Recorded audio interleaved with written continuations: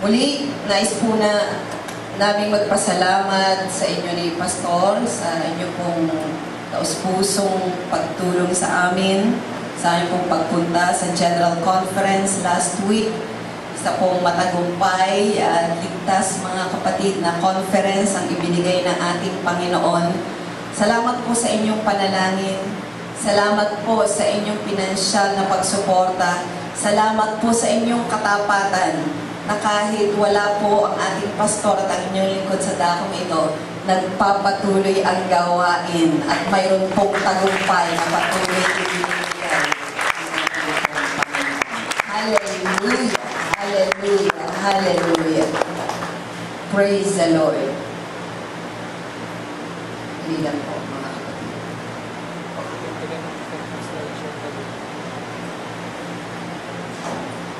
So let's open our Bibles.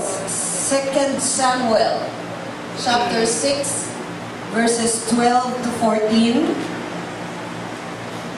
Didiretso po natin ito as we go on.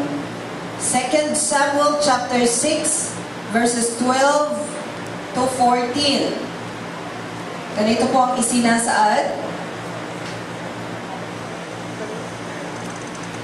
At nasaysay sa haring kay David na sinasabi, pinagpala ng Panginoon ang sangbahayan ni Obed-Edom at ang lahat ng nauukol sa kanya dahil sa kaban ng Diyos. At yumaon si David at iniahon ang kaban ng Diyos mula sa bahay ni Obed-Edom hanggang sa bayan ni David na may kagalakan. 13. At nagkagayon na nang yaong mga nagdadala ng kaban ng Panginoon ay makalakad ng 6 na hakbang, siya'y naghain ng isang baka at isang pinataba. At sabi po sa 14, at nagsayaw si David ng kanyang buong lakas sa harap ng Panginoon, at si David ay nabibigkisan ng isang ephod na lino. And then 15 to 17 of the same chapter, sa gayoy iniahon ni David at ng buong sangbayan ng Israel ang kaban ng Panginoon na may hiyawan at may tunog ng pakaka. At nagkagayon sa pagpasok ng kaban ng Panginoon sa bayan ni David na si Michal na anak ni Saul ay tumingin sa dungawan at nakita na ang haring si David ay naglululukso at nagsasasayaw sa harap ng Panginoon at kanyang niwalan ng kabuluhan siya sa kanyang puso. 17. At kanilang ipinasok ang kaban ng Panginoon at inilagay sa kanyang dako sa gitna ng tolda na itinayo ni David. At naghandog si David na mga handog na susunugin at mga handog tungkol sa kapayapaan sa harap ng Panginoon. In the New Testament, kaugnay pong mga talata, mga Gawa chapter 15, 13 to 17, at nang matapos na silang magsitahimik, ay sumagot si Santiago na sinasabi, mga kapatid, pakinggan ninyo ako. Sinaysay na ni Simeon kung paanong dinalaw na una ng Diyos ang mga hintil upang kumuha sa kanila ng isang bayan sa kanyang pangalan.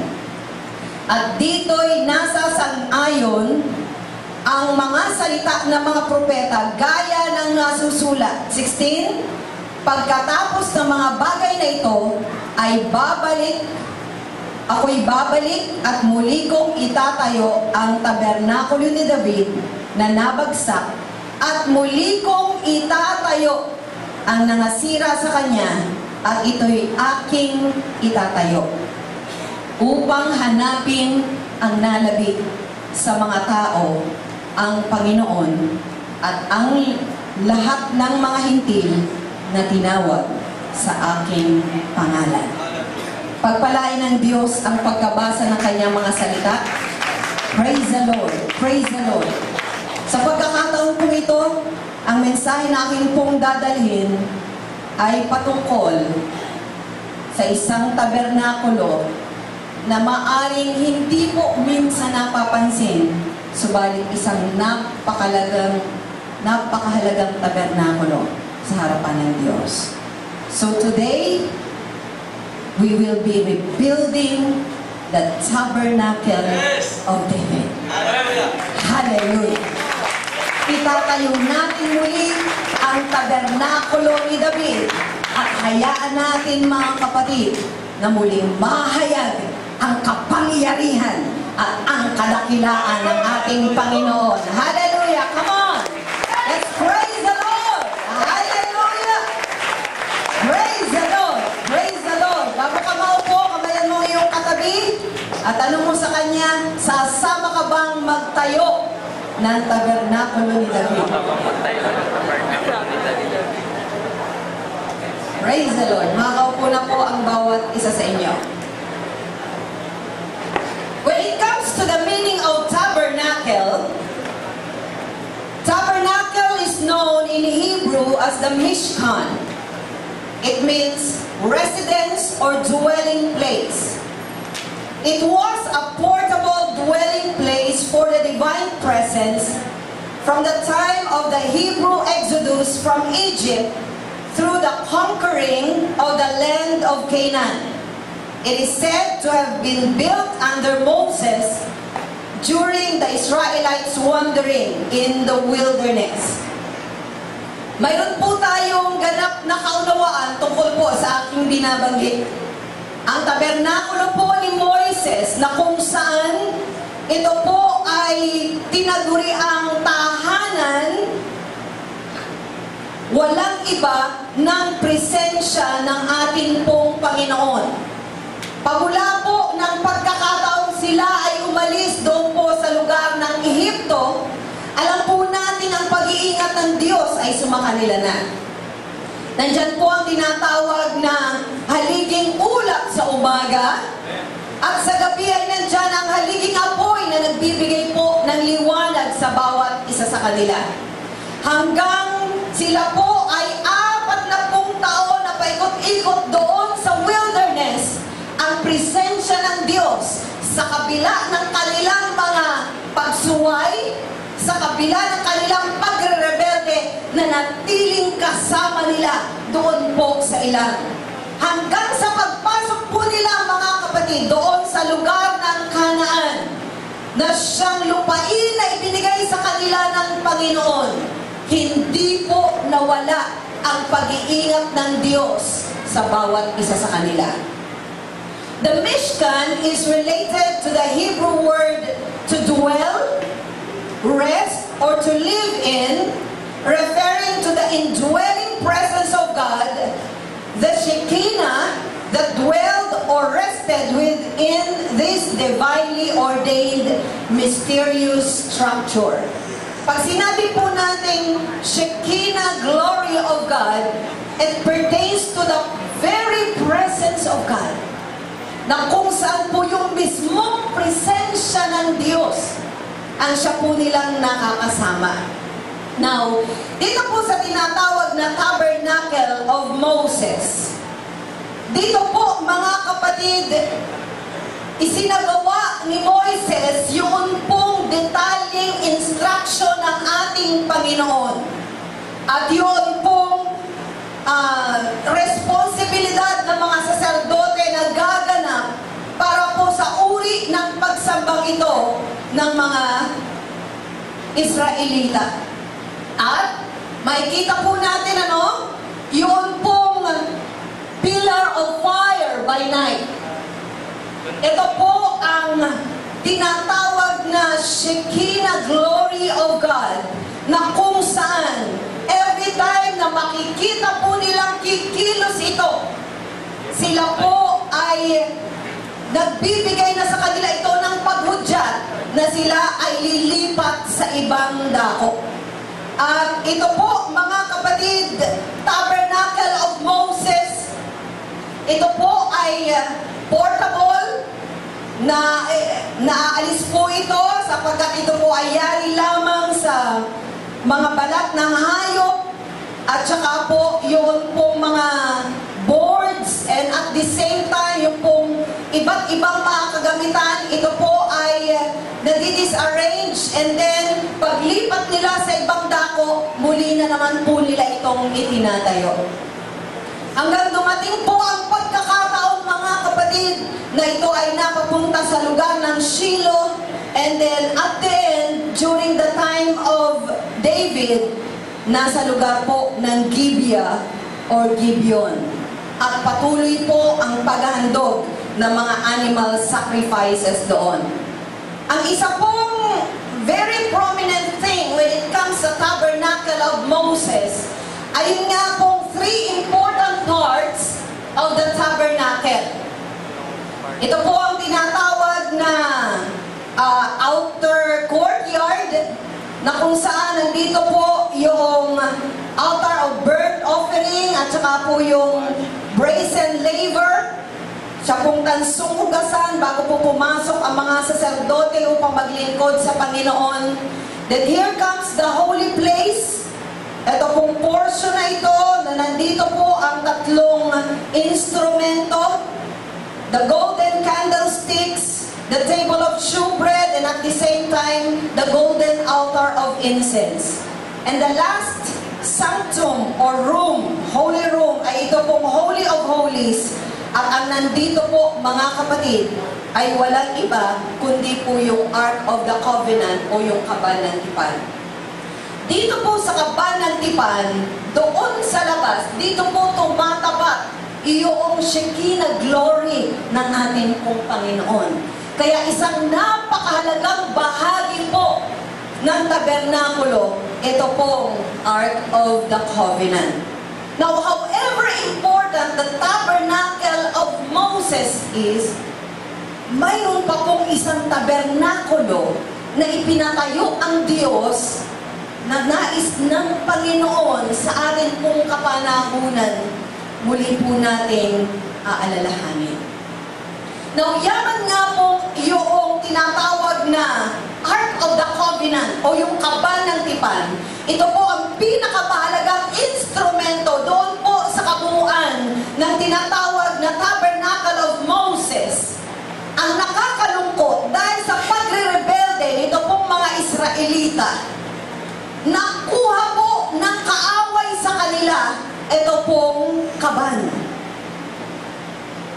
Kasi ang nasa isipan ng mga kalaban nila ng mga Filisteo, kapag nandyan ang kaban ng tipan ng mga Israelita, matakot na tayo sapagkat siguradong magkakaroon sila ng tagumpay. Pero kabaliktaran po ang nangyari. Nung makita po nila, mga kapatid, ang kaban ng tipan, lubusan po silang natakot.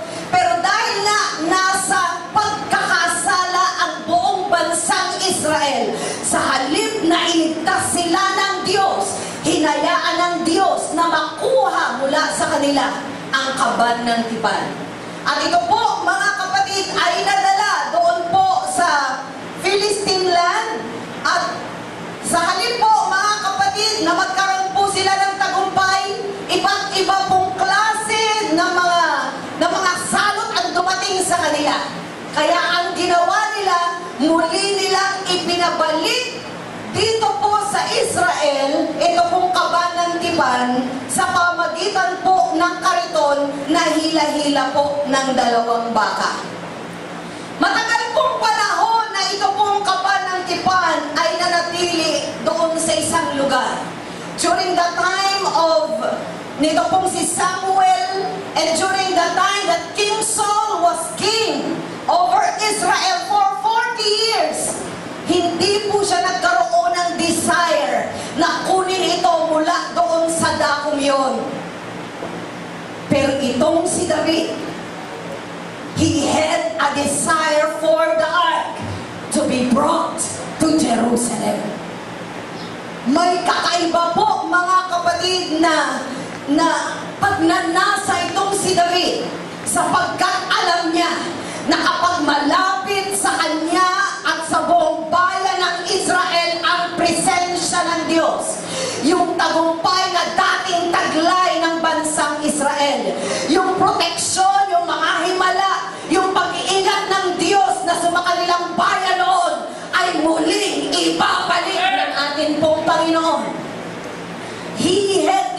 desire. Kaya po mga kapatid, dahil po sa desire niyang yon, na kanya pong lubusang maramdaman ang presensya ng Diyos at magabayan ang presensya ng Diyos ang buong Israel, David was called as the man after God's own heart.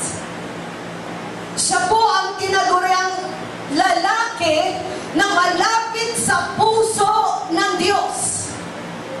Gusto po niya mga kapatid na ang maging residensya o tahanan nito pong Ark of the Covenant na tinitigilan po ng presensya ng Diyos ay walang iba kundi ang Jerusalem.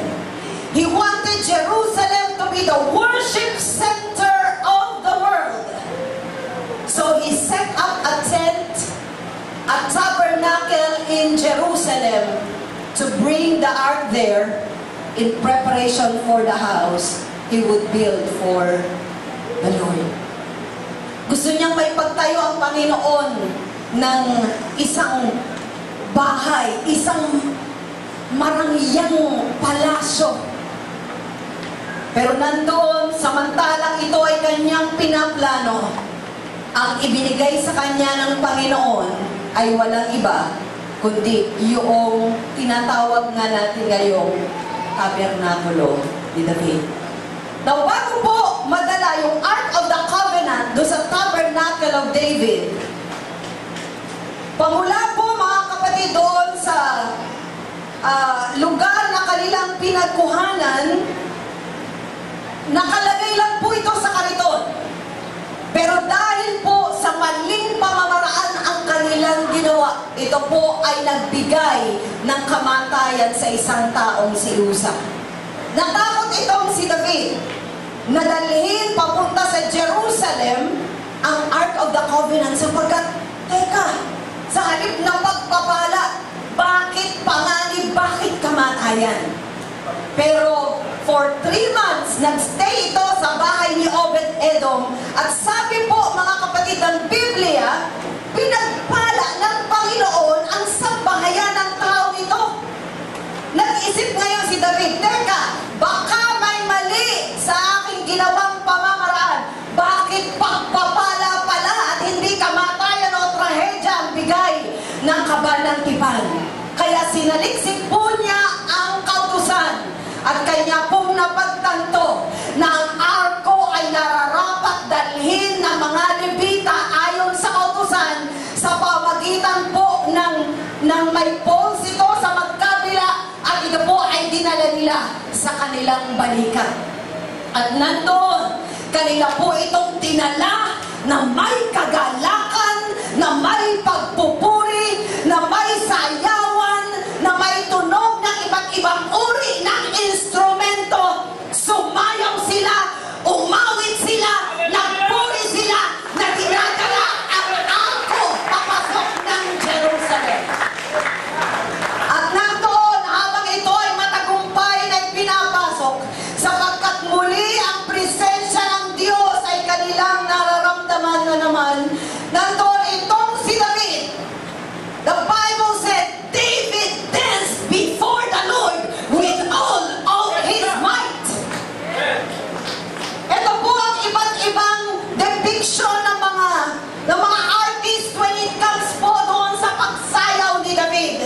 Siya po, mga kapatid, ay hindi nahiyak kahit siya ay isang hari, na siya po, mga kapatid, ay nagbigay ng pagpupuri at pagsamba sa ating Panginoon. Siya ay kaisa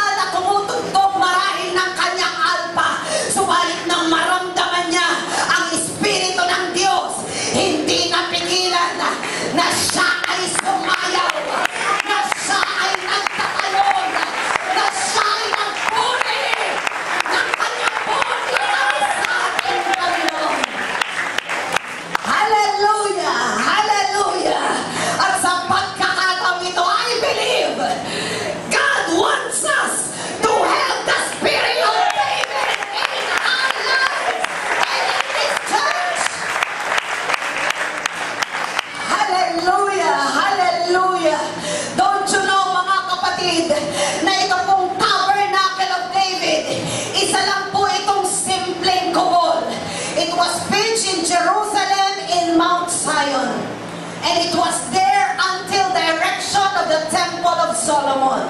Dito po nakatigil mga kapatid ang Ark of the Covenant until the time na ito po ay inilipat doon sa lugar ng Temple of Solomon. Kung titingnan po natin mga kapatid, kung ikukumpara po natin ang itsura nito doon sa tabernakulo ni Moises, bagamat ito po ay portable at hindi gayon kagandahan, pero mas inferior po ang quality ng structure nito pong tabernacle na ito. Now, the very fact that David's tabernacle was simply a tent attested to the truth that its construction was temporary and transitional. It was not the ultimate as a structure. Simple lang po mga kapatid. Hindi maahanapan ng kagandahan.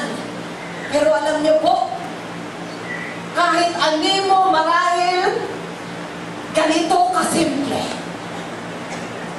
Yun pong tabernacle of Moses, may 3 pa po yung bahagi. Pero itong tabernacle of David, the only thing that is housed there was the Ark of the Covenant. Wala pong iba't ibang bahagi, wala pong kabanal-banalang dako, wala pong tinatawag na kortina na siyang maghihiwalay sa mga saserdote at sa presensya ng ating pong Panginoon.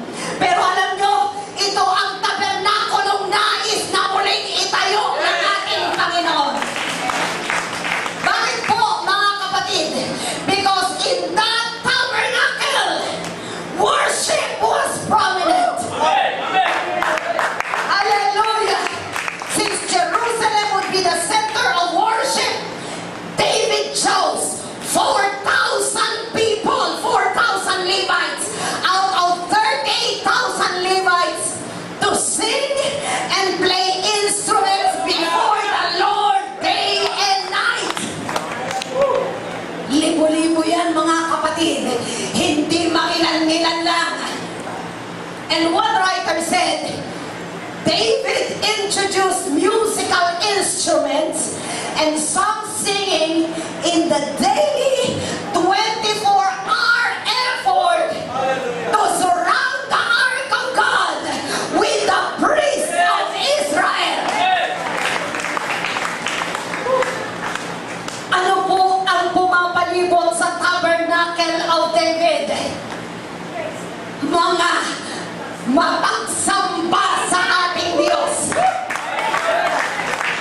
Ang kalembang po mga kapatid ng cymbals, ang tunog ng trompeta at ng shofar, ang taginting ng mga harps and lyres mga kapatid, ang pagtatas nila ng mga kamay sa harapan ng ating Panginoon. That describes the Davidic praise and worship. Hallelujah! Ito ang tatanda natin, wala pang pagkilos ang Espiritu ng Diyos na may pananahan sa loob ng isang tao. But because of the desire of David to entertain the presence of the Lord, hallelujah, he was led by God, hallelujah, to introduce that kind of worship that will be prominent in the New Testament church. Hallelujah, hallelujah, hallelujah. David wanted to surround the ark with an atmosphere of constant praise and worship. 24 hours a day, 7 days a week, 365 days a year, for more or less 36 years according to Bible scholars. Diretso ang pagpupuri at pagsamba, may shifting ang mga priests and Levites upang nang sa gayon hindi mawawala ang mga taong nagpupuri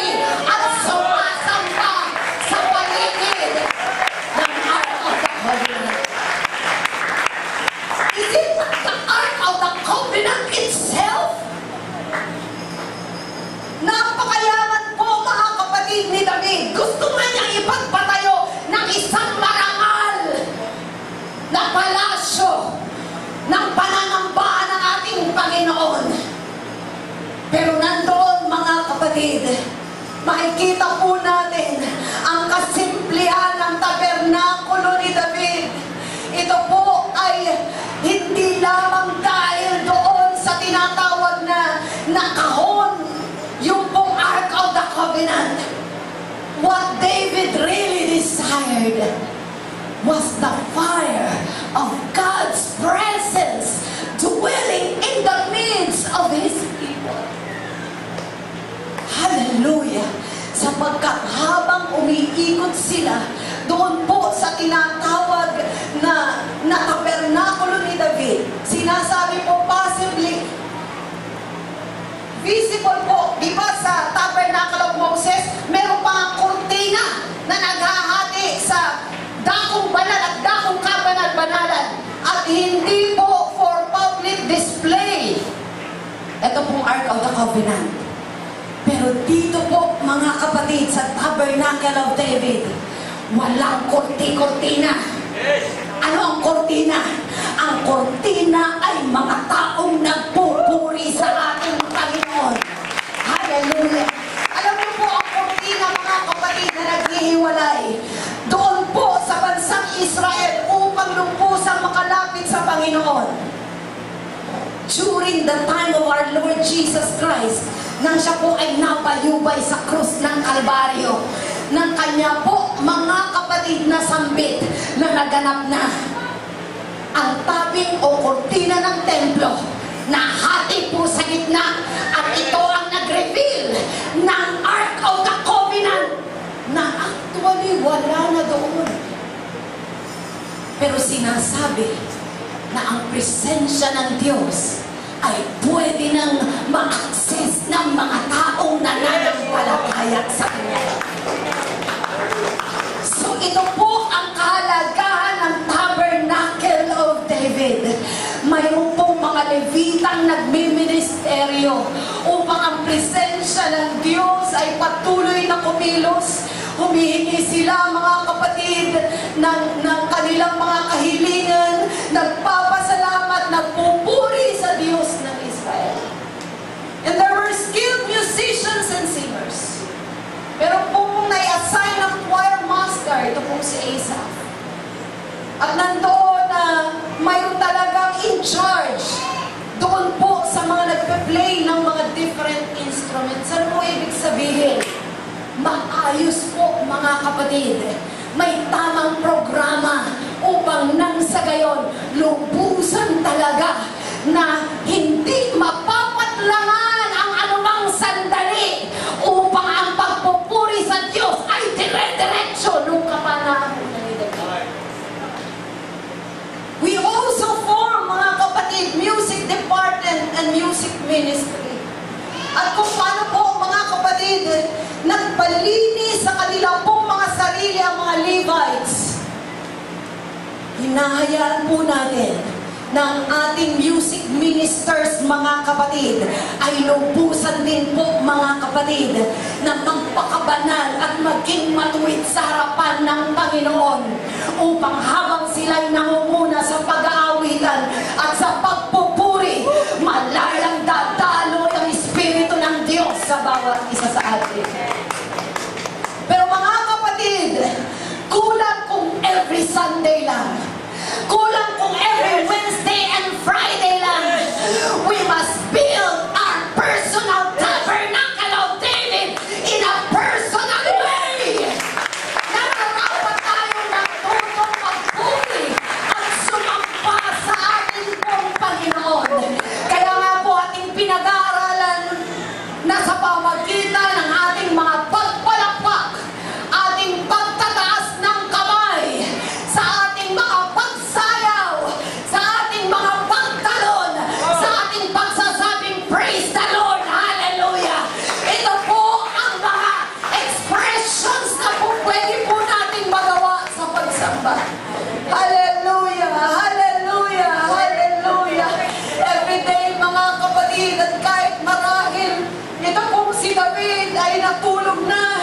Subalit kung halimbawa magkaroon siya ng insomnia, mga kapatid, kung siya'y babangon, maririnig pa rin niya ang mga awitan.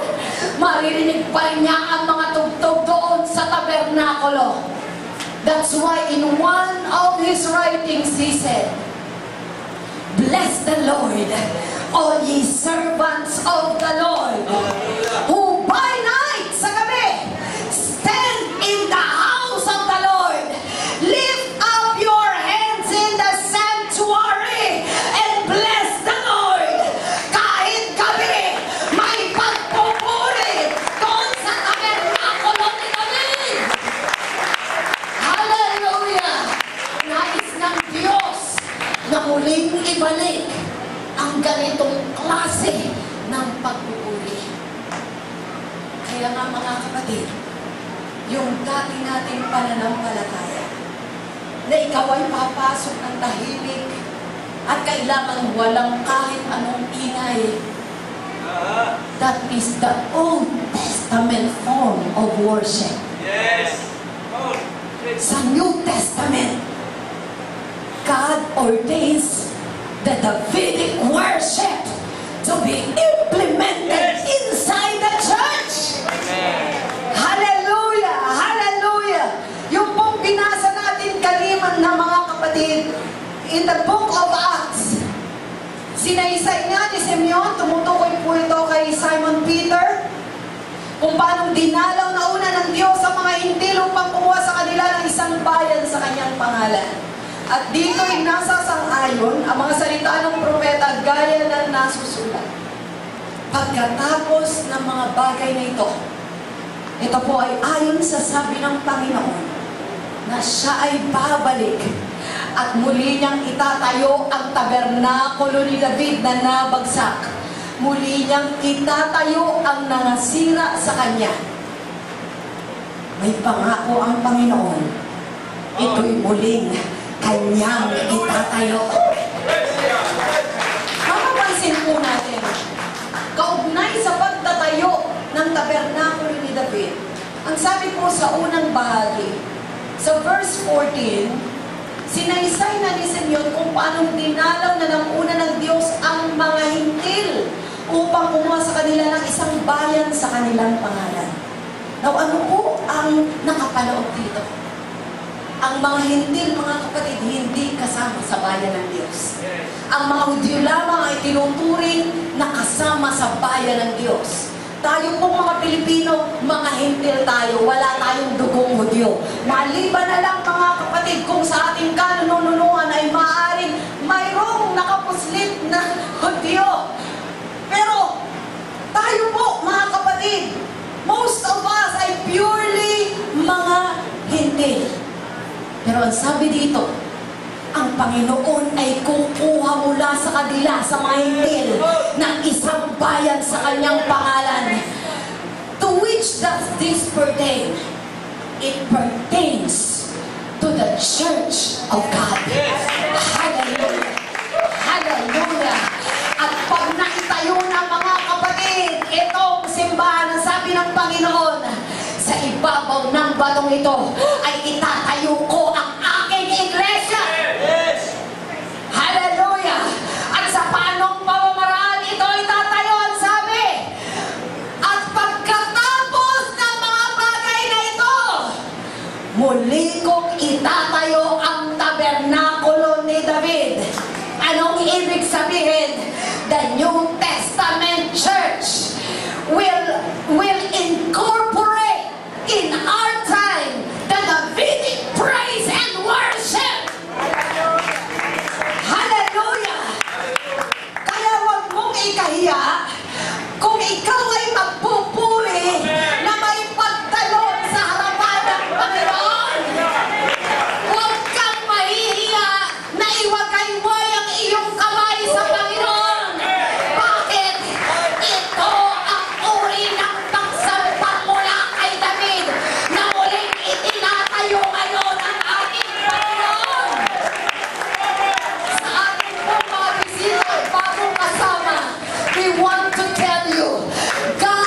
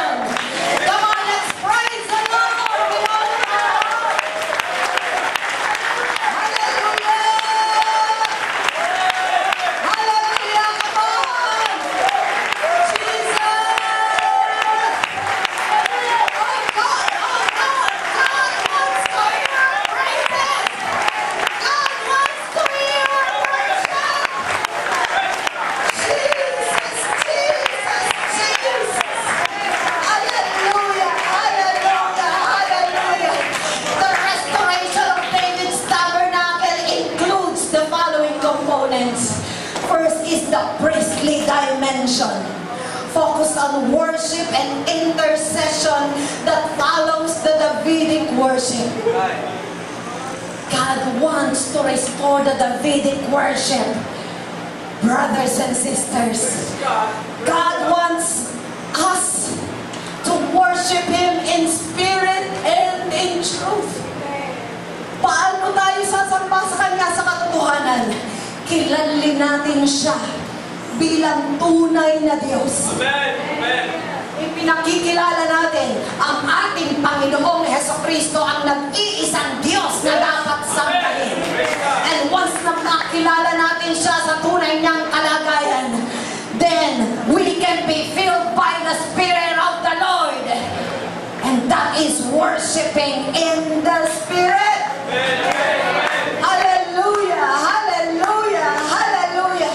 Alam niyo mga kapatid, nais ng Diyos na hindi lang po mga kapatid i-attract natin ang Kanyang attention. Nais ng Diyos na ma-maintain sa ating buhay at sa ating kalagitnaan ang Kanyang presensya. Don't you know that God that does not just want visiting hours with the believers? What does God want? He wants full custody. Ang gusto niya ay buong pangangalaga, buong pag-aari niya ang bawat isa sa atin. Gusto niya manatiling manahan sa kalagitnaan ng pagpupuri ng kanyang mga anak. Hallelujah! Hallelujah! Hallelujah! Now the wonderful thing about praise is that it invites and attracts God's presence. Kapag tayo nagsimula ng magpuri, hindi tayo nagpupuri just for the purpose na yun ang ginagawa ng katabi ko eh. Di makikigaya na rin ako.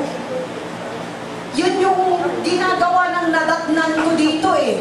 Eh para naman hindi ako ma-OP, ma-out of place, ay di, sige, papalakpak na rin ako gaya nila. Kahit hindi ko alam ang layunin. Pero itong nais kong sabihin bilang pagpapaunawa sa bawat isa. We are doing praises to God because we want to invite and attract His presence. Hallelujah! Hallelujah! Ito po mga kapatid, ang humihikayat sa presensya ng Panginoon. Ano ibig sabihin?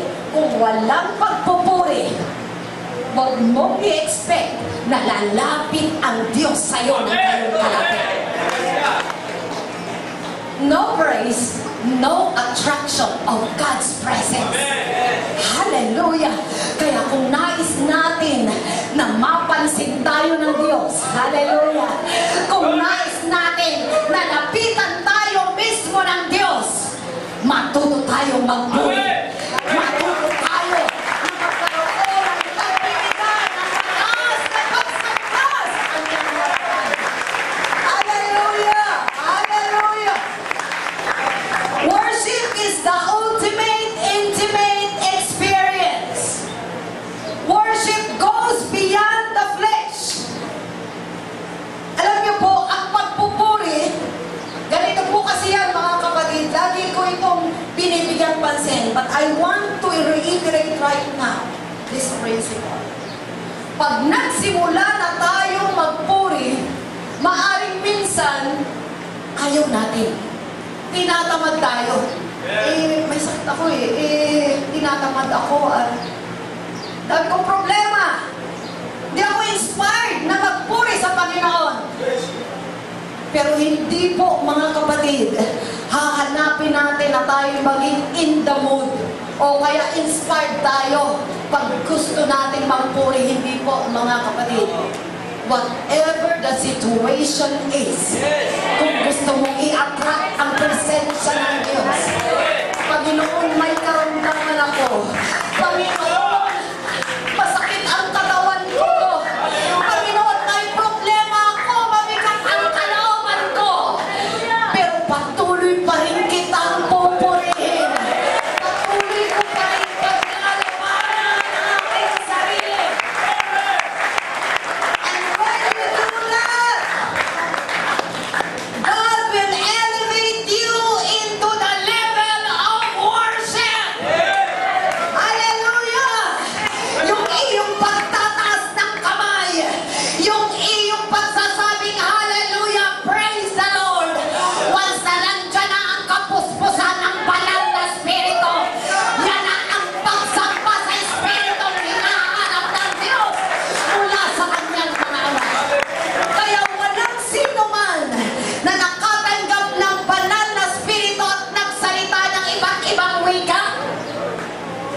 hindi nagbuka ng kanyang bibig at nagpuri sa Diyos. Sasabihin natin, nagbuka na ako ng bibig, nagtaas ako ng kamay, bakit wala pa rin? Kulang pa yan, mga kapatid. That means you have to do more. Because you are attracting the presence of God in your life. Praise is in the flesh. Talagang mahihirapan ka, talagang struggle ka. Pero once na ma-reach mo ang level na makita ng Diyos ang kalagayan ng iyong puso, na makita ng Diyos ang desire mo, Lord, I really want you. Lord, I really want to follow you. I want to submit everything to you. Ikinigkira ko ang lahat na maaaring umahad lang sa akin sa paglilingkod sa Diyos. At once na maramdaman ng Panginoon ang pagiging totoo mo, ang pagiging sincero mo, nandyan na ang kapuspusan ng banal na Spirit. Hallelujah! Hallelujah! That's why pag nandun ang kapuspusan ng banal na Spirito, it takes you into a deeper and intimate experience with the Lord. Hallelujah! And as we perfect or mature our praise, as we come into one accord with one another, He releases His presence into our midst. And that mingling of God's presence with our praise is what builds true worship in spirit and in truth. Hallelujah! Hallelujah! Hindi sayang ang bawat pagpupuri mo kung ito ay nagmumula sa puso, sapagkat ito ang magdadala sa'yo sa tunay na pagsamba, sa tunay na pagpapanatili ng presensya ng Diyos sa ating buhay at sa ating kalagitnaan. People don't understand this principle. Pero ito po, mga kapatid, ang salita ng Diyos na binigay po sa akin upang nang sa gayon ay ipahayag sa inyo, upang matuto tayo na kung ginagawa na natin ang pagpupuri, more should be done. Hallelujah! Let us have the spirit of David. Let us have the spirit of praise. Let us have that kind of devotion to God, that no matter what people say, we will continue to give our lives to Him. Jesus. Ang sabi ng Biblia, nang si Michal na kanyang asawa ay nakita siyang nagtatatalog, naglululokso at nagsasasayaw, kanyang tinuya ang kanyang asawa. Parang sinasabi niya, namakarap niya si David, ano ka ba? Ikaw ay hari na puno ng karangalan. Makikita ka parang isang nasisirain ng bait na paikot-ikot at pasayaw-sayaw. Walang gumawang haring ganyan. Kahit ang mga pangkaraniwang tao na nagpupuri sa Diyos, walang gumawa ng ganyan. Wala pa ngang ibang gumagawa, sapagkat si David ang unang gumawa nito. Hallelujah! Hallelujah! At sabi ko na siya ay ma-discourage, mga kapatid. Ano ang sabi nga kay Michal? Ipagpapatuloy kong gawin ito. Ano man ang sabihin mo. At yung sabi mong tutuyain ako ng mga kababayan natin, no! Sila pa ang gagamitin ng Diyos upang itanghal ang uri ng pagpupuri kong ito sa ating Panginoon. God wants to see the spirit of David from each of us. Hallelujah! Ano man ang sabihin ng tao, uy, parang kang nasisiraan ng may tatas-tas ka ng kamay doon. Bakit? Yung mga nasa rock concert, ano bang ginagawa nila? They say, baka pagulong-gulong sila doon. Walang concern kung anong kinalang ginagawa. Kasi so absorbed sila doon sa atmosphere of the concert. And don't you know, they were being inspired by demon spirits. Because demon spirits also want worship. Kaya nga ang musika ng sanlibutan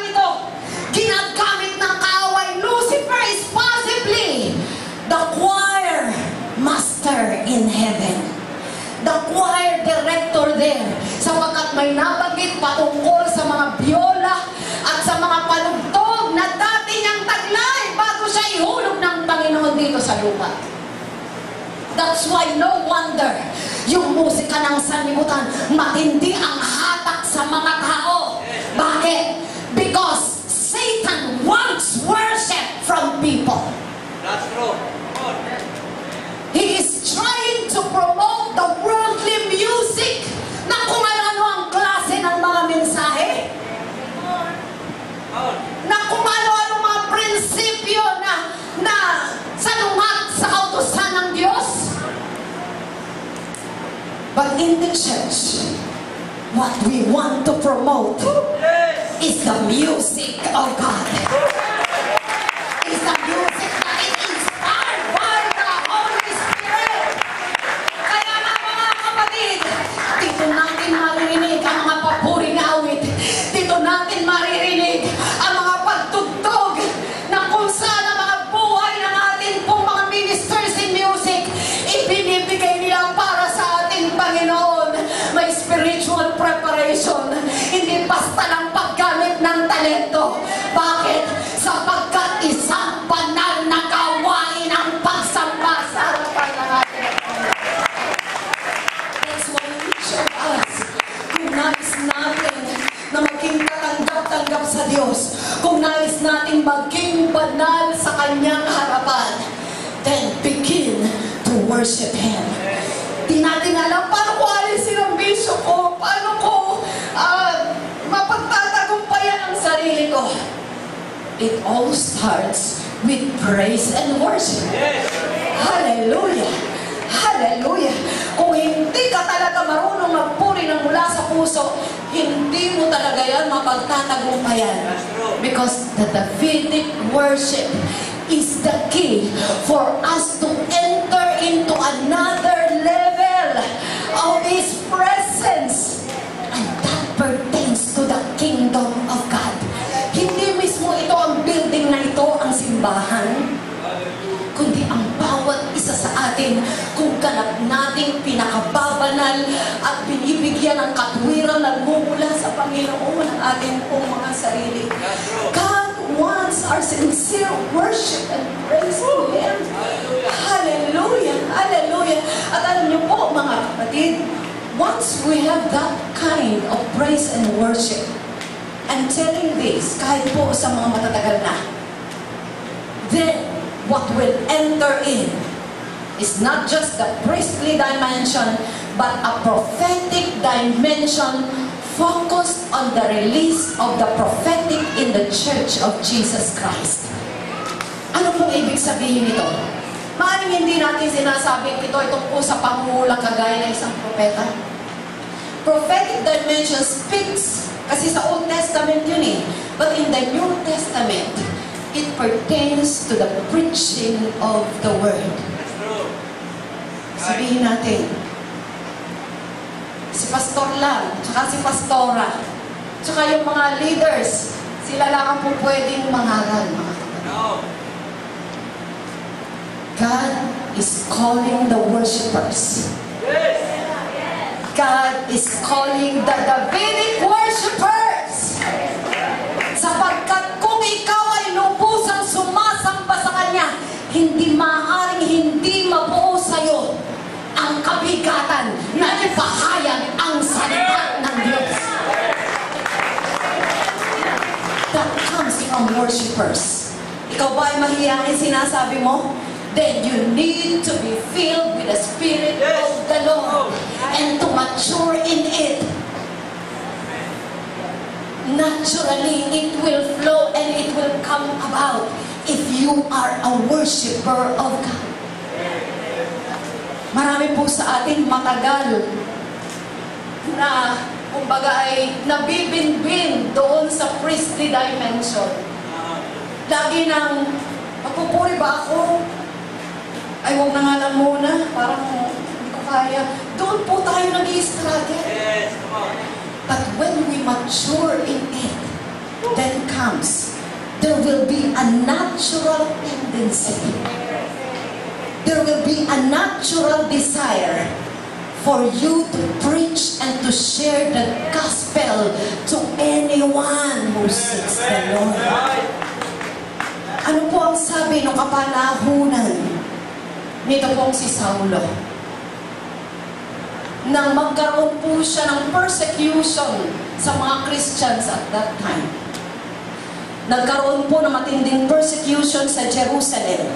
Nangalak ang mga mananampalataya, ang natira lang mga apostol doon sa Jerusalem.